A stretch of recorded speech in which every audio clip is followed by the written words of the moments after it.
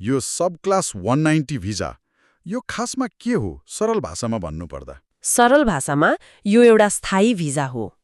तर यसको सबैभन्दा महत्त्वपूर्ण पक्ष के हो भने तपाईले सिधै अस्ट्रेलियन सरकारलाई मलाई यो भिजा दिनुहोस् भन्न पाउनुहुन्न। ए हो र? पहिले अस्ट्रेलियाको कुनै राज्य वा क्षेत्रको सरकारले तपाईलाई हामीलाई तपाईँ जस्तो दक्ष व्यक्ति हाम्रो राज्यमा चाहिएको छ भनेर मनोनयन मतलब नोमिनेट गर्नुपर्छ। यो एक प्रकारको हामी तपाईलाई बोलाउँछौं भन्ने खालको भिजा हो। रोचक। मतलब यो केन्द्र सरकारले भन्दा पनि राज्यले आफ्नो आवश्यकता अनुसार मान्छे छान्ने प्रक्रिया भयो। हो, बिल्कुल। अनि यो भिजा पाउने बित्तिकै पहिलो दिनदेखि नै स्थायी बासिन्दा पर्मानेन्ट रेजिडेन्टको मान्यता पाइन्छ। यो त ठूलो कुरा हो नि, हैन र? एकदमै ठूलो कुरा हो। धेरैजसो अन्य भिजाहरू अस्थायी हुन्छन् जहाँ तपाईँ केही वर्ष काम गरेपछि मात्र स्थायी बसोबासका लागि योग्य हुनुहुन्छ। तर सब क्लास 190 ले तपाईलाई सिधै स्थायी बासिन्दा बनाउँछ। सिधै? हो। यसले तपाईलाई अस्ट्रेलियामा अनिश्चित कालसम्म बस्न, काम गर्न र पढ्न मात्र दिँदैन। यसले अरू के ढोका खोल्छ त? यसले तपाईलाई अस्ट्रेलियाको सार्वजनिक स्वास्थ्य सेवा मेडिकेयरमा तुरुन्तै पहुँच दिन्छ। केही वर्ष बसेपछि तपाईँ अस्ट्रेलियन नागरिकताको लागि आवेदन दिन योग्य हुनुहुन्छ। नागरिकताको लागि पनि? हो।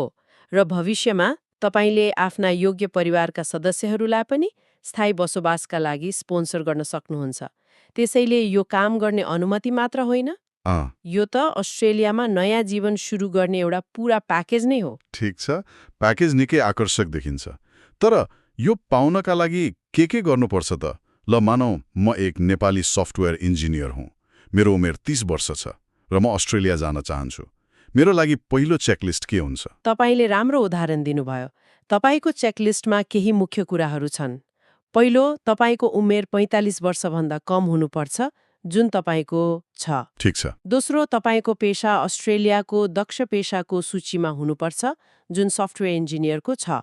तेस्रो र सबैभन्दा महत्त्वपूर्ण, अङ्क परीक्षण। पोइन्ट्स टेस्ट आयो है, सबैले सुनेको पोइन्ट्स टेस्ट। नियममा त न्यूनतम 65 अङ्क ल्याउनुपर्छ भनेर लेखेको छ। त्यो त सजिलै होला नि? हो, तर यहीँनिर त हो नि धेरै मानिसहरू झुक्किने।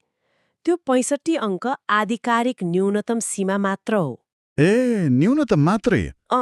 यसलाई यसरी बुझौँ न, यो एउटा दौड हो र दौडमा भाग लिनका लागि तपाईँ कम्तीमा 65 किलोमिटर प्रति घण्टाको गतिमा दौडिनुपर्छ।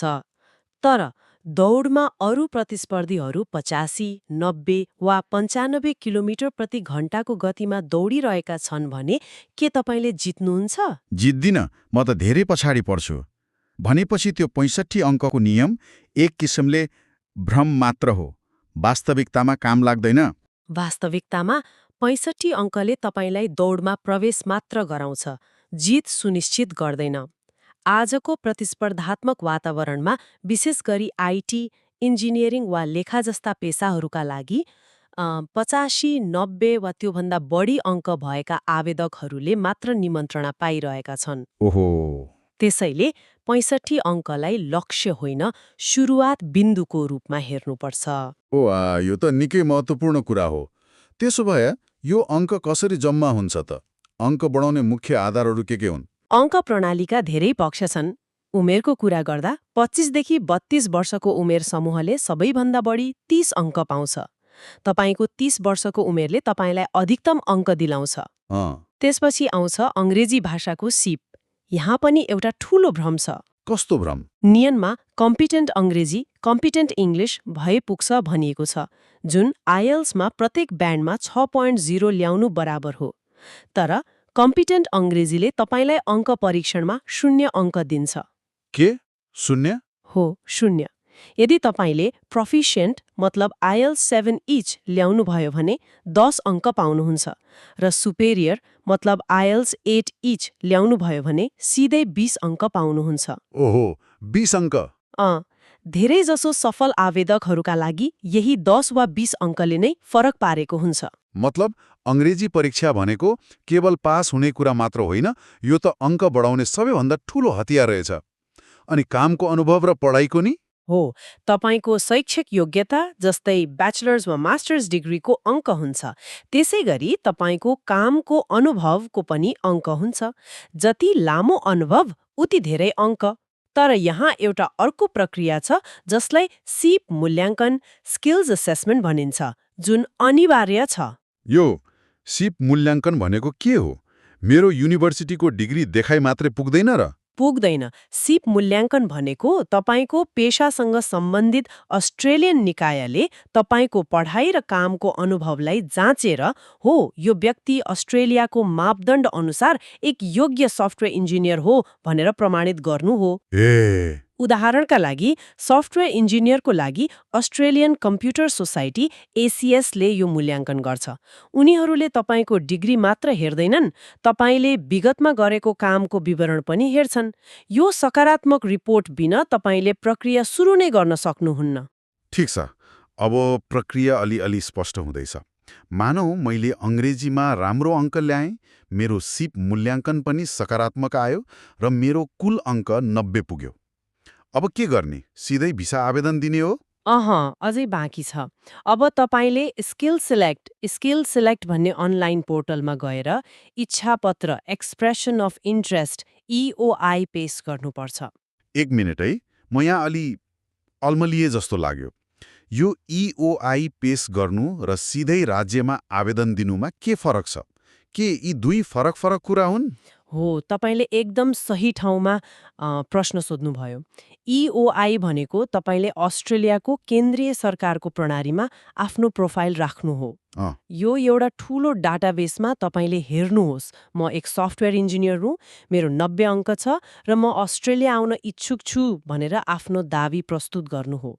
यो भिसा आवेदन होइन। अनि राज्यको भूमिका कहाँ आउँछ त? राज्यहरूले यही स्किल सेलेक्ट डाटाबेसबाट आफूलाई चाहिने आवेदकहरू खोज्छन्, तर धेरैजसो अवस्थामा तपाईले EOI पेश गरेपछि आफूले चाहेको राज्य जस्तै न्यू साउथ वेल्स वा विक्टोरियाको वेबसाइटमा गएर उनीहरूको आफ्नो छुट्टै मनोनयन प्रक्रियाको लागि पनि आवेदन दिनुपर्छ। भनेपछि यो त दोहोरो प्रक्रिया भयो। एउटा EOI केन्द्रीय प्रणालीको लागि, अर्को आवेदन सिधै राज्यलाई। यो त निकै झन्झटिलो सुनिन्छ है। हो नि, र यहीँनेर त रणनीति चाहिन्छ। हरेक राज्यको आफ्नो नियम, आवेदन दिने समय, एप्लिकेसन विन्डो र प्राथमिकतामा परेका पेशाहरूको सूची हुन्छ। तपाईले दुवैतिर नजर लगाइरहनुपर्छ। यदि कुनै राज्यलाई तपाईको प्रोफाइल मन पर्यो भने उनीहरूले तपाईलाई मनोनयन गर्छन्। त्यो मनोनयनले तपाईलाई 5 अतिरिक्त अङ्क पनि दिन्छ। त्यसपछि मात्र गृह मन्त्रालय, डिपार्टमेन्ट अफ होम अफेयर्सबाट तपाईलाई भिसा आवेदन दिनका लागि औपचारिक निमन्त्रणा आउँछ। र त्यो निमन्त्रणा पाएपछि बल्ल मैले वास्तविक भिसा आवेदन दिन पाउँछु? बिल्कुल। र तपाईले निमन्त्रणा पाएको 60 दिनभित्र आवेदन पेश गरिसक्नुपर्छ। त्यो समय सीमा निकै कडा हुन्छ। 60 दिन मात्रै? हो, त्यसैले सबै कागजातहरू, जन्म दर्ता, विवाह दर्ता, पुलिस रिपोर्ट, स्वास्थ्य जाँच पहिले नै तयार राख्नु एकदमै महत्त्वपूर्ण छ। मैले एकजना आवेदकलाई चिनेको थिएँ जसको 88 अङ्क थियो र निमन्त्रणा पनि आयो, तर उनले 8 वर्ष अघि बसेको देशबाट पुलिस रिपोर्ट समयमै ल्याउन सकिनन्। उनको 60 दिनको म्याद सकियो र निमन्त्रणा खेर गयो। सानो गल्तीले महिनौको मेहनत खेर जान सक्छ। त्यो त निकै तनावपूर्ण कथा हो। र तनावको कुरा गर्दा पैसाको कुरा पनि गरौँ न। यो सबै प्रक्रियामा खर्च कति लाग्ने रहेछ? यो निशुल्क त पक्कै छैन होला? छैन, यो एउटा ठूलो लगानी हो। सन् 2025-26 को लागि मुख्य आवेदकको भिसा शुल्क मात्रै AUD 4,770 देखि 4,910 सम्म छ। ओहो। यदि तपाईसँग 18 वर्षभन्दा माथिको पार्टनर हुनुहुन्छ भने उहाँको लागि थप लगभग 2,455 लाग्छ र बच्चाहरूको लागि प्रति बच्चा लगभग 1,230। यो त भिसा आवेदनको शुल्क मात्र भयो। अरू लुकेका खर्चहरू पनि छन् कि? अवश्य छन्। सिप मूल्याङ्कनको लागि $100 लाग्न सक्छ।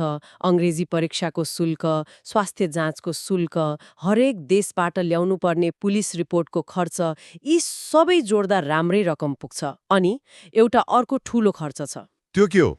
यदि तपाईँको पार्टनर वा 18 वर्षभन्दा माथिको आश्रित सदस्यको अङ्ग्रेजी भाषा फङ्क्सनल स्तरको छैन भने तपाईँले उहाँको लागि दोस्रो किस्ता शुल्क सेकेन्ड इन्स्टलमेन्ट फी भनेर लगभग AU 4890 थप तिर्नुपर्छ। बाप्रे!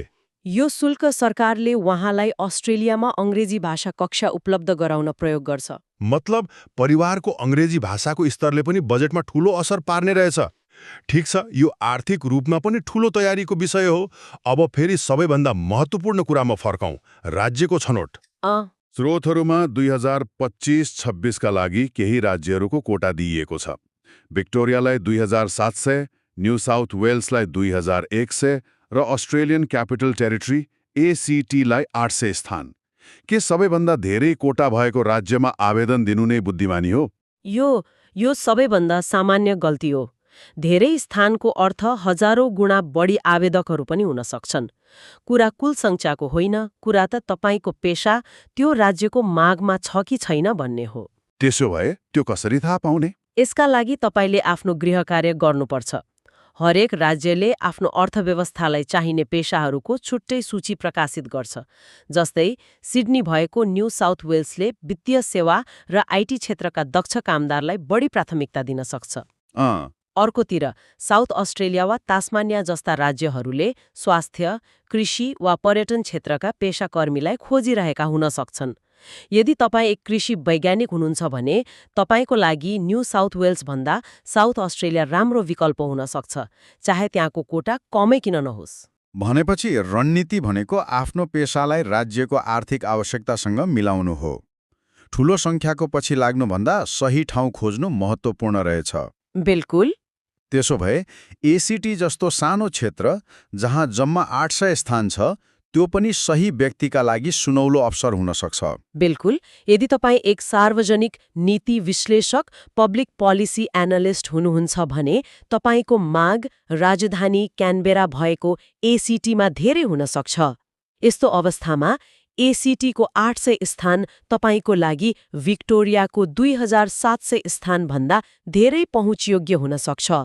सही राज्य छनौट गर्नु भनेको भिडबाट छुट्टिएर आफूलाई विशेष रूपमा प्रस्तुत गर्नु हो। ल, आजको यो छलफललाई सारमा भन्नुपर्दा अस्ट्रेलियाको सब क्लास 190 भिसा दक्ष पेशेवरहरूका लागि स्थायी बसोबासको एउटा उत्कृष्ट अवसर हो। तर यो कुनै साधारण आवेदन प्रक्रिया होइन। यो त एउटा व्यवस्थित, अङ्कमा आधारित, धेरै चरणहरू भएको रणनीतिक खेल हो जसमा राज्यको मनोनयन पाउनु नै सबैभन्दा ठूलो चुनौती हो। र 65 अङ्कको न्यूनतम सीमा व्यवहारमा लगभग अर्थहीन छ। सफलताका लागि गहन तयारी, सही कागजात, समयमै आवेदन र सबैभन्दा महत्त्वपूर्ण आफ्नो पेशा, अङ्क र रोजेको राज्यको आवश्यकता बीच सही तालमेल मिलाउनु जरुरी छ।